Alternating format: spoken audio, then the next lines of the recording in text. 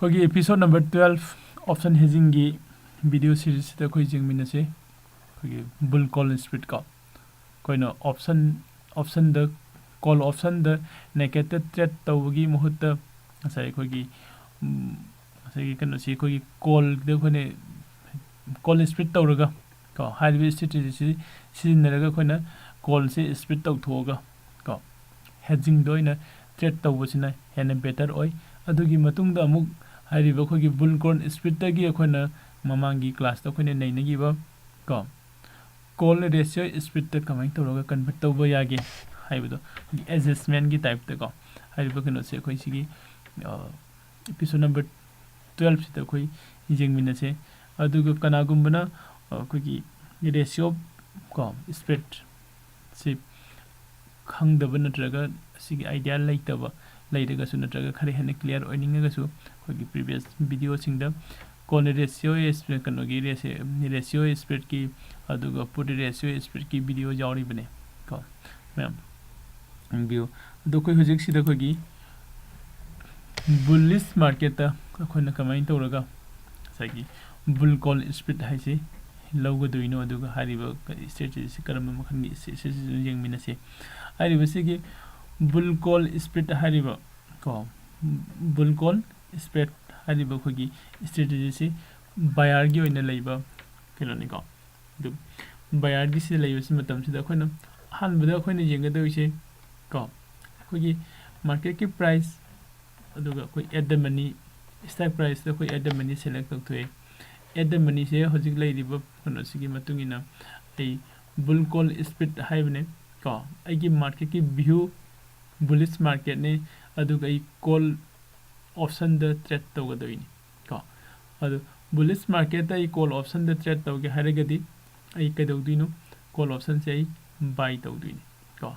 eight the money दा ई call option अमा बाय तौरे ने लोगसे को एट द मनी दा ई कॉल ऑप्शन से बाय तौरे अदुगी मतुंगदा को खोगी पे ऑफ चाना करी हारिबसी जेंगसे कॉल ऑप्शन से इन बाय तब मतम इन सिजनगरीब इगी एस्टिमेटेड मार्जिन ने इन सिजनरीब अमाउंट से क्या नो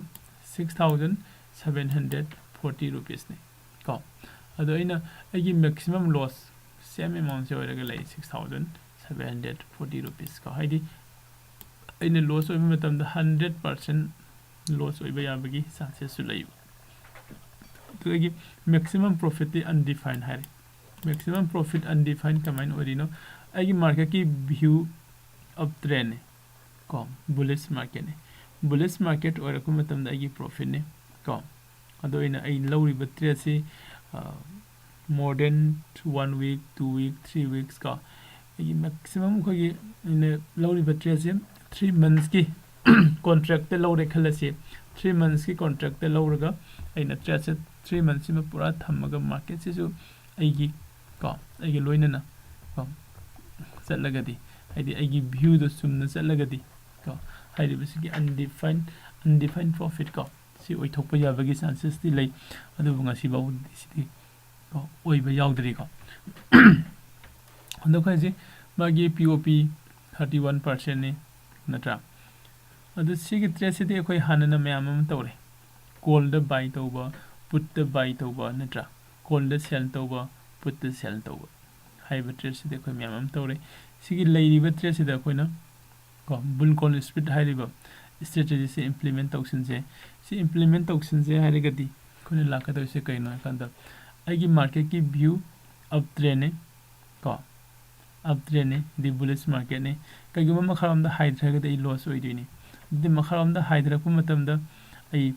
कनाना आइगी कनो से आइगी लॉस तो कवर तो हन बिगदोइनो हाइबनी को आइगी लॉस से कवर तौननबो होनरकु मतम दा आइगी आइना सिदा कॉल ऑप्शन दा बाय तौरिसे सिगी मागी ओन तैनेब दा कॉल ऑप्शन नम सेल तौबियो हाइरिबा कॉल ऑप्शन से कदा कदा सेल तौगन है कांदा मसागी आइना लौगरिबा बाय तौरिबा 17850 को सिदगी 200 पॉइंट्स का आउट द मनी दे लाकपिरो 200 पॉइंट्स आउट द मनी दे लाकपिरो अदुगा हाइरिबा से आउट द मनी लागदी 18050 तारे को 18050 से कोई सेल तौरसिको वन लॉट से सिदा sell tawre sida ina lot ama buy tawre aduga lot ama sell tawre ko haibadi lot ama buy sell tawbu matamda 51 rupees ko ingomda phange hariba 51 rupees sidagi khara hapsilaga lot ama ina kano tawre buy tawre hariba buy tawre basigi amount 134 ne eko 134 ne in sell tawishina 51 rupees ne ani sigi difference in ina risk lawra kadoi ko ani sigi difference da khone risk lawra ko matamda sagi hoji agi pay of chart hanagi mamangi degi sense tawre ntra hanagi mamangi dana makhada limited oraga mathakta unlimited profit ta leiramne hojiti agi profit unlimited or madu limited ogare aduga loss su sagi kharamakhi minimize tawgare kamaina hana khoi sida 7000 or madu 4000 na handare ko kudingmak hi estimated margin 17000 sone lai aduga break even point ko silai break even point hasi kaino hagide mem sai khogi khona trade se lawra kanda agi border line am laigani haiba border line stagi mathakta ka khalagadi loss makhada kumdragana mathakta ka khalagana profit aduga makharam da market se high tharagana loss oigani haiba adugi border line do ne khona break even point haise komya ibisi trade se khona lawu matam da khogi risk reward ratio 1:1.4 saina lai lawu jaba trade ne adugo sidagi hena khoina better oina agi strategy se semdoke natragana kharagi hena adjustment tawrakanda trade se phajang gen khalagadi ko ta khoina ratio split tawthokpa yai ko hari basigumba khogi phajaraba khogi adjustment khogi strategy se khoina implement tawsilaga trade tawringi manungsi natragana ina loss orakpa matamda adjustment kamaina tawgadagi habasi khogi leiribo khogi option hedging gi class se attend tawbiyo aduga khangmina se ko adu hoji sigi leiribo kano sida ko p op chart sida koina sida adjust tawge hana khallagadi ko magi gi sell tawriba khogi call option se sida hana 1 ko 1 lots ka sell tawram se 2 lots ka sell taw se okay ai modify tawge modify tawraba matung da sigi mong da lakhre na tra hana leiram do kaino ai market ki view up trend ko ai down trend da laga di down lom da laga di ai loss te yam yame ni khalam bane hojikti makharom da kum dharak da di ai loss se kya da sakre ko minus 1500 da handagre natragana kano da 700 ko expiry date numita makharom da hydragi expiry oragana 1500 loss orani expiry date natabada makharom da hydragana 700 ki losses da leire to aduga ai leiriba ai hoji leiriba current market sidagi gi spot price lai sidagi mathalom da kakhala ku matam da ai profit ne aduga ko ai highest profit for maka gi hari 1000 bo adagi mai hendegana mathalom de he na ka garagana I loss wagi haibni ko sidamana maximum loss ta undefined hairisa aigi market sina mathalom na ka he na ka garagadi aigi loss to undefined haibne do aigi market ki view di mathalom na ka bane adu ka he na nate khara makhai ka kan aigi profit to lawraga ai exit ta hogadom ne hariba market se ko adu hoje khona nei negari se ahan bada ai kedowe call option da hana buy tawraga entry lawre adugi matung da call option dagi ko koi call option na sell tawsilaga khoina bull call split to on thoe bull call split to dagi amuka se khoina paisa mangaga di kamani adjust tawni haibigi mong da laga thogi call ratio spread tawthoga ko sigi hoji khoina uriba kom p op chart ki mong si lakhibni ko hariba p op chart se first da khoina ugibadugi agi video se back tawraga jengbiyo video back tawraga jengkanda makharom da khoi loss orami mathaklom da na unlimited profit leirame to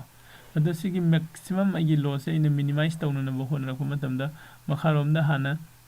leiramba agi loss ko mayam ama ide 100% ina invest tawriba amount gi 100% loss oramba do hojikti sida agi loss oibagi ꯆꯥꯟꯁꯦꯁꯁꯦ ꯈꯟꯁꯤ ꯈꯛꯇ ꯉꯥꯏꯍꯧꯔꯦ ꯀꯣ ꯍꯥꯏꯗꯤ ꯀꯩꯅꯣ ꯑꯣꯏꯔꯒꯅ ꯑꯩꯈꯣꯏꯒꯤ expiry ꯗꯦ ꯅꯨꯃꯤꯠꯇꯅ expiry ꯑꯣꯏꯔꯒꯅ ꯑꯩꯒꯤ 1.5K ꯀꯣ ꯁꯥꯏꯃꯨꯛ loss ꯑꯣꯏꯔꯦ ꯑꯗꯨꯒ ꯑꯦꯛꯁꯄꯥꯏꯔꯤ ꯑꯣꯏꯗꯕ